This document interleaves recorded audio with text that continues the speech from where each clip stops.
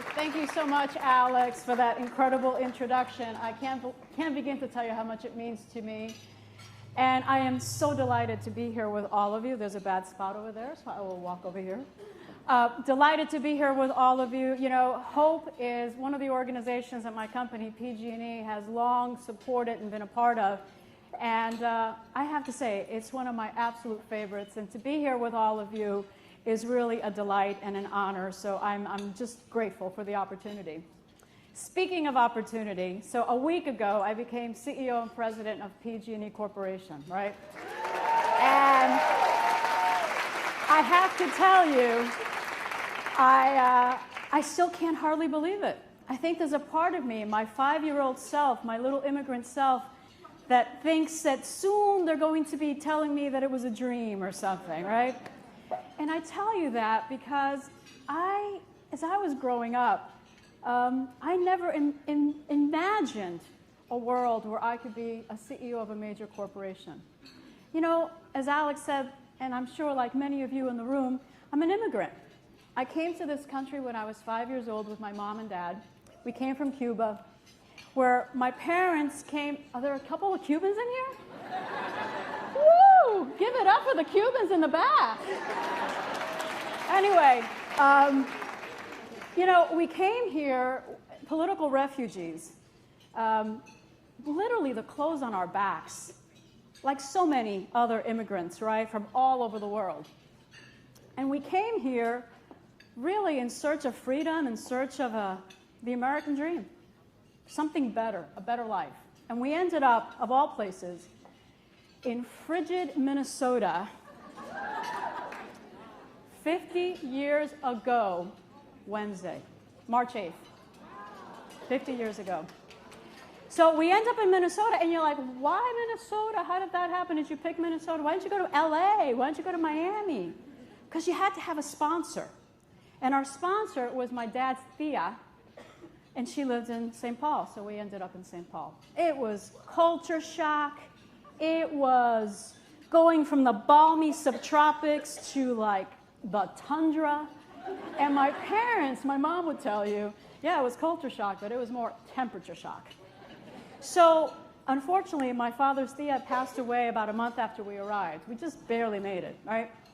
And there was really no reason to stay in St. Paul, even though the people were wonderful and the state was great. And we decided to move to a much warmer climate, New Jersey. But, you know, you laugh, but it's practically balmy compared to Minnesota. And there we started a life. You know, we started a life in the United States, and it was the typical immigrant life. My father worked 3 jobs. He worked in a factory during the week. He worked washing dishes at a local restaurant at night, and he worked in the grocery store stocking shelves. My mother did piecework at home, cutting embroidery and bundling it and tying it, and she would make a couple of pennies for every dozen that she actually produced. And I went to school. But somehow my parents had, I don't know, the fortitude, the boldness of spirit, I don't know what.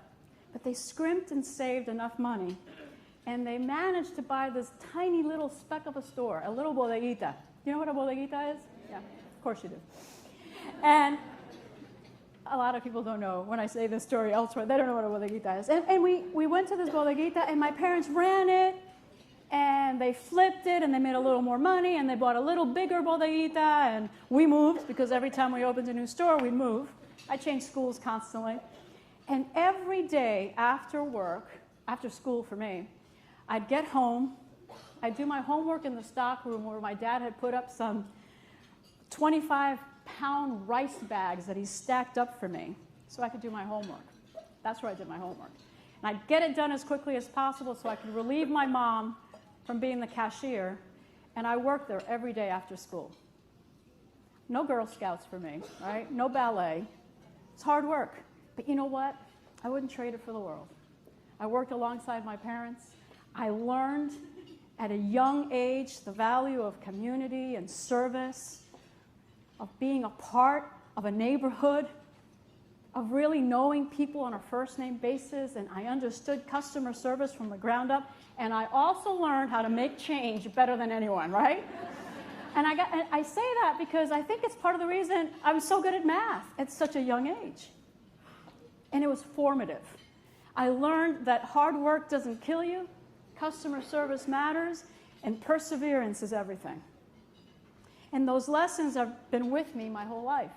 Eventually, we moved to Florida, like a lot of good Cubans do, of course, Miami. And I attended my dream school, right, the University of Miami, where I got an engineering degree. So, coming out of, yay, engineers, right, STEM. So, after University of Miami Engineering School, I thought, okay, I want to get a good job with a good company. I wasn't picky. I just wanted to stay close to my parents. So I decided to stay in Miami, and I started working for the local power company. And my aspirations were not lofty. Good job with a good company where I could make a difference. And I had the incredible good fortune of working for a man, a mentor, a lifelong mentor. Not who you would expect, a Georgian with a really thick accent. Not what you would imagine of being a diversity and inclusion advocate, but he was. He was. He was. He's a role model for every man, woman out there about what diversity and inclusion means. And he said to me, one day we were talking, and he said, Geisha, like all mentors do, so what are your long-term aspirations? And I said, well, I don't know. Maybe if I work really hard and things work out for me, maybe I could be a supervisor or manager someday. And he said, no, long term. I was like, well, that was long term. He says, no, really, look, somebody has to run this company someday. Why not you? Why not me? Are you kidding me? There weren't any women running any company anywhere. There certainly weren't any Latinas. And there sure as heck weren't any immigrants. I wasn't even an American citizen. But it was like a lightning bolt. Why not me? So after that, I started thinking about it. And I looked at our organizational charts, the ones with the little pictures and the backgrounds of the people that do the work. And I noticed that, well, first of all, they were all old white guys that were balding, it seemed. But apart from that, a lot of them were engineers. A lot of them were heads of operations, whether it was generation or transmission or distribution. And I started kind of looking at their profiles and their backgrounds, and I thought, well, shoot, I could do that. Why not me? It became a spark. It became permission to go for it. It became an aspiration that has guided me my whole life. Now, I never thought I'd get to CEO, but I thought I could do better than supervisor and manager. That question, why not you, is something that I carry with me every day. And now that I'm CEO of PG&E, it's a question I continue to ask, but in a different format. So as Alex was saying earlier, Secretary Padilla, our energy landscape is changing around the world, especially here in California, right? Energy policies are changing. Our customers want more choices. Technology is available today that was never available today. Our energy landscape is changing. More renewables, cleaner, better, phenomenal. Phenomenal time in our energy industry. And I asked my team, well, who's going to figure that out? Who's going to determine what a sustainable energy future looks like? Who's going to figure out how to put all those pieces together to provide clean energy, not just for the rich, but for all?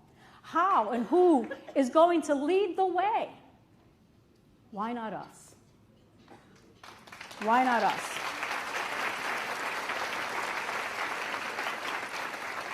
That us is California. That us are the energy companies in California, and that us, I like to think, is PG&E. And as I think about that question, why not us, why not you, why not me, it's a question that makes an incredible amount of sense for all of you in this room to be asking of yourselves. Why not you as you're thinking about public office? Why not you as you're thinking about climbing that corporate ladder and becoming a CEO someday? Why not you in starting that business you've always wanted to start, in making that difference in your community? Why not you?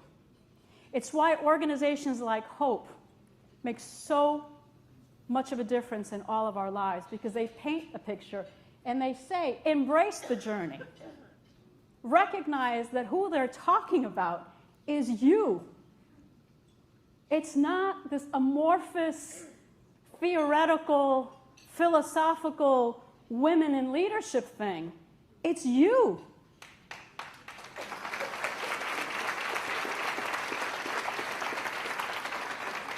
And that's why I'm such a supporter of hope.